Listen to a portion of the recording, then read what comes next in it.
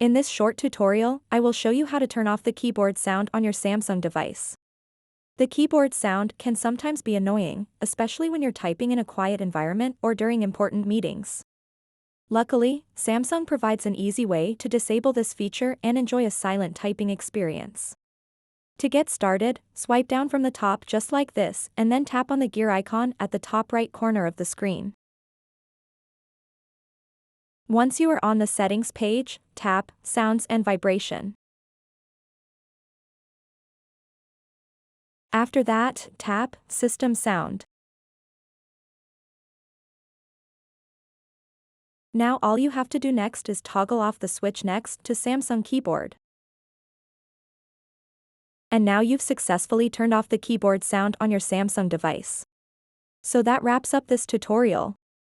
If you have any questions about this whole process, please let me know in the comments section below. And if this video helped you out, please give it a big thumbs up and subscribe to this channel for more tutorial videos like this one. Thank you so much for watching and have a good day.